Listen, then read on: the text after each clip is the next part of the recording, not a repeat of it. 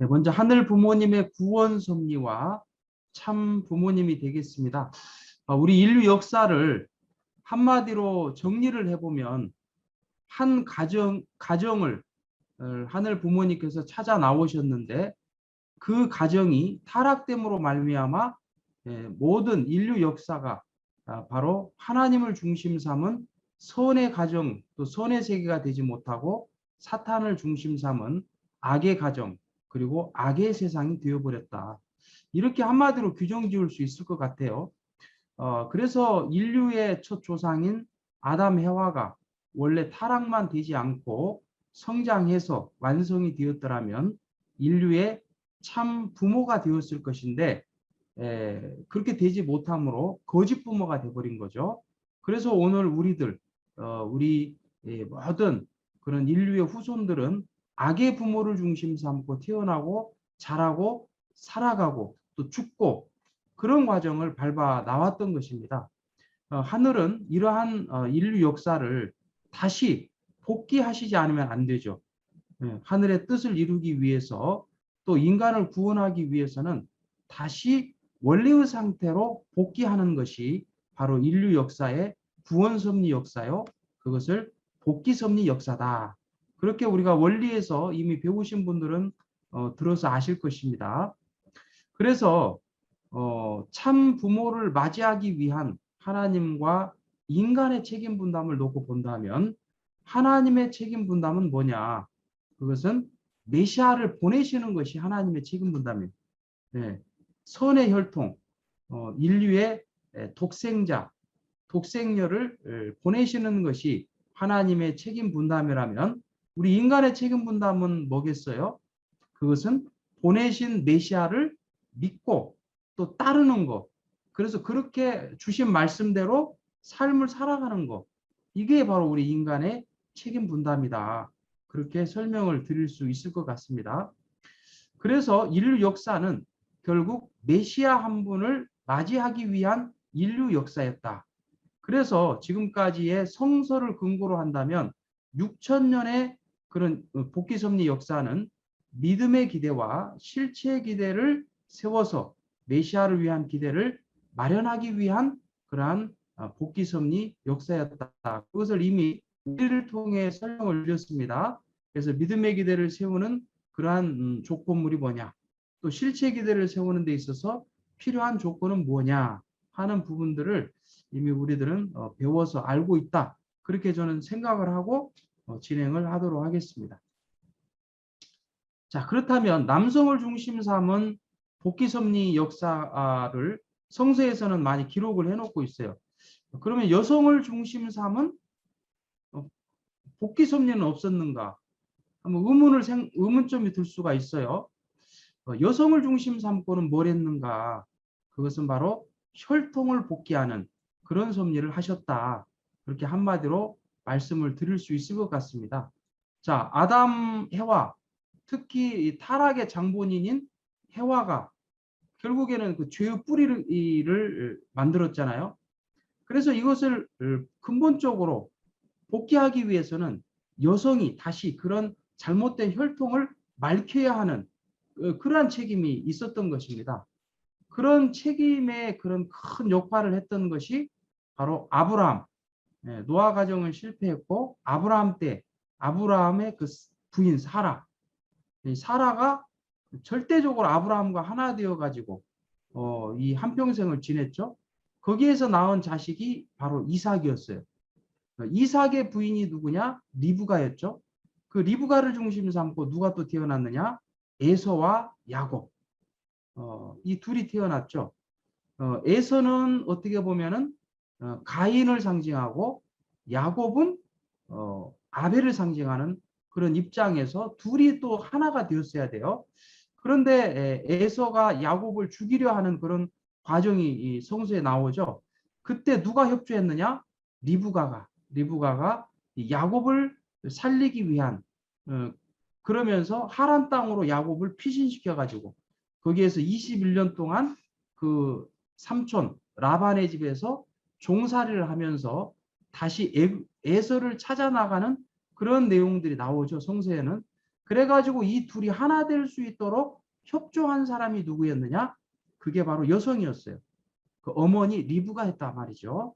그것을 이제 섭리로 규정해 보면 모자협조, 모자협조를 통해서 사탄을 분립하는 그런 섭리를 해 나오신 것이다.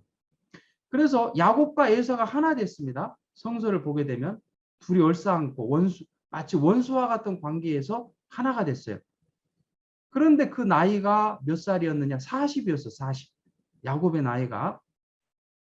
그러니까 40대에 사탄을 분립을 했지만 그럼 0세에서부터 40세까지는 여전히 사탄이 남아있는 그런 입장이 되었기 때문에 바로 복중에서부터 그것을 근본적으로 복귀하는 섭리가 있어야 되는데 그 야곱의 넷째 아들인 유다를 중심 삼고 그 섭리를 하신 것입니다.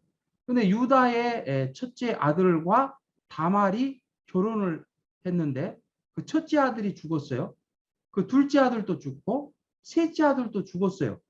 하늘의 그 혈통을 이어왔던 유대민족, 특별히 야곱이 사탄을 분립하는 섭리를 했기 때문에 그 야곱의 혈통을 중심 삼고 선의 혈족을 만들었어야 되는데 야곱을 대신했던 그 유다의 아들들이 다 죽어버렸기 때문에 더 이상 혈통을 이어갈 수가 없었죠. 그때 이 다말은 어떤 인물이었느냐? 유다의 며느리였죠. 유다의 며느리였지만은 이 다말의 마음속에는 오직 그 하나님의 혈통을 이어가겠다라고 하는 일편단심의 충절의 마음이 있었던 거예요. 근데 아버지 그 혈통을 이어줄 사람은 아버지밖에 없었잖아요. 그럼 아버지하고 이 며느리하고 관계를 맺는다는 게 말이 됩니까? 말이 안 되는 얘기죠. 그런데 성서에 보면 기가 막힌 내용이 나오죠. 다말이 창녀로 변신해가지고 유다를 꼬여가지고 거기에서 자녀를 낳은 거예요. 기가 막힌 내용이 나와요. 그러니까 세상에서는 이 성서를 보고서 이거는 음란서다, 음란서. 그렇게 또 얘기를 하는 그런 사람들도 있어요. 그런데 우리는 섭리적인 관점에서 들여다보면은 이 다말은 그야말로 하늘의 그 혈통을 이어가기 위한 충절의 심정으로 이 아버지를 꼬여가지고 거기에서 이 혈통을 계승하고자 하는 그런 마음으로 이 유다와의 관계를 맺었고 유다는 그게 며느리인지도 몰랐죠. 꼬여가지고 이렇게 이 완전 그 변신을 해가지고 마치 창녀처럼 그렇게 해가지고 또 술에 취한 그런 과정 속에서 이 다말하고 관계를 맺음으로 베레스와 세라가 나오게 되죠. 근데 세라가 먼저 장자였고 베레스가 차자였는데 복중에서 다시 둘이 서로 이렇게 싸우는 과정 속에서 베레스가 먼저 나오고 세라가 그 다음에 나옴으로 말미암아 이게 바로 복중복귀가 되었다라고 설명을 하는 것입니다. 그래서 우리가 그냥 겉으로 볼 때는 단순한 어떤 그런 스토리에 불과할 수는 있지만은 참 부모님께서 섭리관을 정리해 주신 바에 의하면 세례와 베레스가 복중에서부터 선과 악의 입장에서 치열하게 싸워가지고 그 차자인 베레스가 승리함으로써 먼저 태어났다. 그래서 장자권을 복귀했다. 그렇게 설명하시죠. 그래서 이 사탄을 분립하는 노정에서 복중에서부터 승리하는 결과를 가져왔다. 그렇게 말씀을 하시고 그런 속에서 마리아가 나왔고 그 성모 마리아를 통해서 예수님이 나오신 거죠. 근데 예수님의 아버지는 누구예요? 성서에 보면 예수님의 아버지는 없어요. 그냥 성령 잉태설이죠.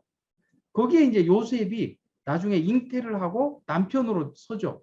왜냐하면은 이 불륜을 저지른 사람은 죽임을 당하잖아요. 유대법에는. 마리아가 남자도 없이 아기를 탄생했다? 이거는 죽임을 당할 수밖에 없는 그런 입장이었어요. 그 당시에.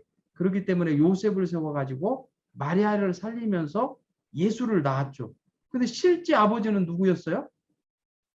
실제 아버지는 바로 그 당시에 유대의 대제사장이었던 사가랴. 이 사가랴가 실제 아버지였어요. 그런데 사가랴의 원래 부인은 누구였어요? 엘리사벳이라는 그 부인이 있었고 그 엘리사벳의 여동생, 사촌 동생이 마리아였어요. 기가 막히죠. 기가 막혀. 예수님도 어디에서 나왔어요? 마치 사생아와 같이. 네. 근데 이게 복귀섭리 과정으로 올라가면 아담 해와의 그런 과정에서 가인 아벨이 어떻게 나왔습니까? 천사장 누시를 통해 가지고 해와를 타락시켜 가지고 그 해와가 다시 아담을 꼬여서 타락시켜 가지고 낳은 자식들이 가인 아벨이었기 때문에 그것을 다시 청산지어야만 하는 그런 속에서 다시 이 사탄이가 하늘편을 꼬여서 타락시켰기 때문에 그걸 탕감복귀하는 입장에서 하늘편이 사탄이를 꼬여서 다시 복귀하는 그런 섭리가 이루어졌다. 그래서 뱀처럼 지혜로워라. 또 그런 말씀도 있죠. 예수님 말씀을 보면 뱀, 타락의 상징이 뱀인데도 뱀처럼 지혜로워야 된다. 그것은 마치 뱀이 꼬여서 타락시켰기 때문에 하늘편도 뱀처럼 다시 슬기롭게 다시 이렇게 복귀시키는 그런 섭리가 있었기 때문에 그래서 성모 마리아를 통해 예수님이 태어났지만 예수님의 아버지는 사가랴였고 사가랴의 부인이 엘리사벳이었고 엘리사벳의 그런 사촌 동생이 예수님의 어머니였다. 굉장히 복잡하죠. 그러면은 세례 요한은 누굽니까? 세례 요한은 예수님과는 이종사촌과의 관계였어요. 이종사촌. 6개월 빠른 형이었죠. 씨는 같아요. 아버지 씨는 같아요.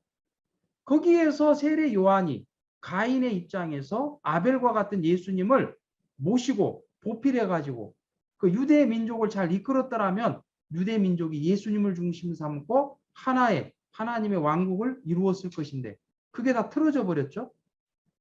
가정에서 예수님을 보필하지 못했잖아요. 사가랴도 반대했죠. 엘리사벳도 마리아를 멀리했죠. 성모 마리아도 예수님을 어떻게 생각했습니까? 성서에는 뭐 성모 마리아한테 나타나가지고 예수님을 잘 키워라고 했지만 시간이 지나면서 마리아는 예수님을 그냥 인간적으로 대했어요. 그냥 어쩌다가 태어난 아들. 그래서 부모들로부터 버림을 받았고 그러면은 세례 요한이라도 예수님을 잘 보필해가지고 거기에서 가인이 아벨을 모시지 못한 것을 탕감 복귀했어야 되는데 에서가 야곱을 받아들였던 것처럼 그걸 탕감 복귀했어야 되는데 그 노정을 결국은 하나 되지 못함으로 말미암아 예수님도 신부를 얻지 못했죠. 원래 신부는 세례 요한의 여동생이 됐어야 되는데 하늘이 그렇게 준비했었는데 그런 과정들이 다 틀어져 버린 거예요. 그래서 예수님이 바로 십자가에 달리심으로 말미암아 이스라엘 민족 역사 2000년은 누구를 맞이하기 위한 역사였느냐? 예수님 한 분을 맞이하기 위한 역사였죠. 믿음의 기대와 실체 기대를 세우는 과정 속에서 그게 2000년이나 걸린 거예요. 2000년 걸려가지고 예수님 한 분을 맞이했지만 결국 예수님을 십자가에 달아 죽인 원흉이 누구였어요? 유대 민족이었습니다. 이스라엘 민족이었다 그 말이에요. 그래서 이것을 다시 탕감 복귀하기 위해서는 그대로 예수님 이후 기독교를 중심 삼고 2000년의 역사가 바로 재림 주님을 맞이하기 위한 동시성의 섭리로서 믿음의 기대와 실체 기대를 탕감 복귀하는 그런 섭리 역사로 진행되어 왔다 하는 것을 우리가 원리를 통해 배웠어요. 그렇죠? 원리를 공부하신 분들은 이 내용까지 공부를 하신 걸로 알고 있습니다. 그래가지고 재림 주님께서 이 땅에 2000년 만에 탄생하셨는데 그때가 동시성 섭리로 보면 1917년부터 1930년 사이다. 이걸 설명을 이미 다 드렸어요. 그래서 1917년에 어떻게 됐어요? 1차 세계대전이 영미부를 중심 삼고 승리했죠. 그래가지고 그 3년 후에 바로 재림 주님이 이 땅에 탄생하실 수 있는 그러한 기대를 형성했다. 그런데 재림 주님은 다시 혈통 복귀를 할 필요는 없어요. 왜냐하면 예수님 때로 이미 혈통 복귀가 완성됐기 때문에 재림 주님은 사명적인 입장에서 예수님의 사명을 담당할 만한 그런 인물이 되어지면 그 인물을 중심 삼고 하늘은 섭리를 해 나가실 수 있었던 것이다. 그러면 재림주님의 사명을 인계받을 수 있는 그런 조건을 구비한 인물을 어떻게 찾느냐. 첫 번째로는 선민 가운데 하나. 하나님께서 지금까지 인도해 오신 선민 가운데 하나를 선택하시는 거고, 두 번째로는 그 가운데서도 선의 공적이 많은 그런 선조의 후손 가운데 찾아 세우세요. 그리고 내적으로는 천품이 좋은 사람, 지정의, 그리고 영적인 면에서 갖추진 그런 분을 찾아 세우시고, 그리고 후천적인 조건도 구비해야 되겠죠. 후천적으로 여러 가지 여건을 구비한 그런 인물, 그리고 다섯 번째로는 때와 장소에 맞는 인물, 그런 것들을 전체적으로 구비해서 재림주님은 거기에 합당한 인물로서 선택을 받고 이 땅에 탄생하시는 것이기 때문에 이미 혈통적으로 밝혀서 탄생을 하시게 되는 것이다 하는 것을 우리가 이해를 해야 됩니다. 자, 그렇다면 인류 역사의 그 문명을 보게 되면 먼저 대륙 문명으로부터 시작됐죠. 하천, 4대강을 중심 삼고 하천 문명으로부터 그 다음에 반도 문명으로, 이때 반도 문명에서 결실을 맺었어야 돼요. 그게 어딥니까? 로마를 중심 삼고, 로마의 그 지배권에 있었던 나라가 이스라엘 민족이었잖아요. 그러니까 그 이스라엘에 예수님께서 탄생하셨기 때문에 거기에 문명의 결실을 맺어야 할 그러한 이 반도 국가였었는데, 그래서 로마가 이 사통팔달의 모든 길이 다 그때 뚫렸지 않습니까? 왜? 메시아를 중심 삼고 모든 세계에 말씀을 전해야 되기 때문에 로마가 세계의 중심이 돼버린 거였어요. 예수님 당시에. 그런데 그 반도 문명을 중심 삼고 결실을 맺었어야 되는데 예수님께서 돌아가심으로 말미암아 그 반도 문명에서 다시 문명이 다른 곳으로 흘러가 버린 겁니다. 그게 영국을 중심 삼은 도서 문명권으로 흘러가 버렸고, 다시 그게 돌아가지고 미국을 중심 삼고 대륙 문명으로, 다시 그것이 일본을 중심 삼은 도서 문명으로, 그래서 다시 원래 반도 문명에서 메시아가 탄생했던 것처럼 이 반도 문명을 중심 삼고 재림주님이 이 땅에 탄생하셔가지고 문명의 결실을 맺어야 하는 그런 시대권으로 이 역사가 흘러가더라 하는 것을 볼 수가 있어요. 지금 한번 가만히 봐보세요. 반도 문명을 중심 삼고 이 태평양 문명권이 세계로 지금 다 전파되잖아요. 그 가운데 이 한류 열풍 어떻습니까? 한류 열풍이 온 세계를 지금 점령해 가고 있어요. 문화를 보더라도 우리 한국의 노래, 그렇죠? 한국의 춤, 한국의 영화, 모든 그 이 한류 열풍이 세상을 지금 다 휩쓸고 있잖아요. 한국어. 그러니까 또 엄청나게 세계에 급속적으로 전파되고 있어요. 한국어는 어때요? 이 컴퓨터, 지금의 인터넷 시대와도 가장 잘 맞는 그러한 이 언어기 때문에 앞으로 한국어가 세계의 중심어가 될 것이다라고 예언하는 그런 예언자들이 많은 것이죠. 자, 그리고 실제 보게 되면 재림주님이 오실 해돋는 나라가 어디냐? 그것이 바로 한국이다. 그렇게 예언하는 그런 예언자들이 많습니다. 루마니아의 종교의 사제인 이 게오르그라고 하는 이 사람은 인류를 구원할 동방의 나라는 바로 한국이다. 1974년도에 예언을 했죠. 그리고 세계 3대 예언가 가운데 한 사람인 여성 목사 신디 제이콥스라고 하는 사람도 이렇게 예언을 했죠. 하나님께서 말씀하시길 내가 한국에 기름을 부어줄 것이다.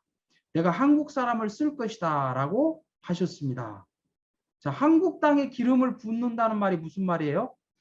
기름 부음을 받은 사람이 메시아죠. 메시아는 뭐예요? 구세주. 기름을 부음을 받은 그 나라는 어떤 나라예요? 메시아가 오실 나라. 그걸 상징한다는 거죠. 그래서 신디 제이콥스에 의하면 앞으로 세계 문명이 한국을 중심 삼고 중국을 돌아가지고 온 세계에 다 점령할 것이다. 그렇게 예언을 또 한 바가 있어요. 자, 그리고 나네트 크리스트 존슨이라고 하는 사람은 미륵부처에 대한 예언을 했는데 1996년 지구촌 과학의회에서 놀라운 논문 하나를 발표했습니다. 그것은 바로 천상의 미륵불의 영상을 그대로 보고 그것을 아카식 비전으로 그대로 그려서 옮겨놨는데 그 미륵부처는 누구냐? 면류관을 쓴 한국인이다. 나네트 크리스 존슨이 그린 이 미륵부처, 이거는 그림이죠, 그림. 사진이 아니고. 그리고 이거는 우리 원리강론 책 첫 페이지에 나오죠. 여러분들 갖고 있으면 한번 펴보세요. 거기에 보면 참 아버님의 40대의 모습 똑같죠. 네. 나네스 크리스 존슨이 한국 알지도 못해 와본 적도 없어요. 한국의 의상을 본 적도 없고 더구나 이 면류관은 우리가 조선시대 때 쓴 거잖아요. 그러니까 더 알 수가 없죠. 근데 이거는 하늘의 계시를 받고 그대로 그린 거예요. 근데 나중에 보니까 우리 참 아버님이온 거죠. 놀라운 거죠. 자, 그래서 인류의 참 부모는 바로 문선명 한학자 총재 네 분이신데 통일 원리는 바로 이 메시아가 오실 나라 그리고 메시아가 오실 때 동시성 시대를 통해서 증거를 했고 그리고 진리의 말씀 종교와 과학이 통일된 새로운 진리를 증거하는 그런 차원에서 우리가 교육을 받았다라면 이 생애 노정은 그러면 그 메시아이신 참 부모님의 인격은 어떻고 삶은 어떻게 살아오셨고 그분의 그 업적 인류 구원을 위한 업적은 무엇이며 또 그분을 예언한 예언서와 목격자들의 증언은 어떤 것인가 등등을 총합해 가지고 이렇게 설명을 드리는데 오늘은 5강좌 그것도 40분씩 정해져 있기 때문에 이걸 아주 자세하게 설명은 할 수 없지만은 어쨌든 최대한 핵심적인 부분을 중심 삼고 이렇게 말씀을 드리려고 하는 것입니다. 자, 그러면은 이제 나머지 10분 동안 제가 이 어린 시절, 참 아버님의 어린 시절을 먼저 좀 정리를 해보겠습니다. 참 아버님께서는 평안북도 정주군 도건면 상사리 2221번지 1920년 음력 1월 6일 날 탄생하셨습니다. 문경유 선생과 연한 김씨, 김경계 여사의 13남매 중 둘째 차남으로 탄생을 하셨습니다. 여기가 지금도 그대로 보존되어 있어요. 여기가 참 아버님의 생가입니다. 원래는 디귿자형으로 되어 있는데 지금은 본체만 남아 있어요. 지금도 그대로 본체는 보존이 되어 있습니다. 참 아버님께서 탄생하실 때 탄생 전후에 여러 가지 상황이 있었는데 세계 1차 대전 바로 직후였어요. 1918년도가 1차 대전이 끝났고 그로부터 2년 후에 참 아버님께서 탄생을 하셨고 일제 40년 점령기에 있었죠. 그리고 그때는 3년에서 7년 이상 흉년기였기 때문에 소나무 껍질로 연명했던 시절이었어요. 그리고 3.1운동 후 딱 10개월 만에 1919년 3월 1일 유관순 열사를 중심 삼고 3.1운동을 했잖아요. 근데 유관순 열사 나이가 몇 살이었어요? 16세. 그러니까 그 타락 전의 해와의 나이라는 거예요, 이게.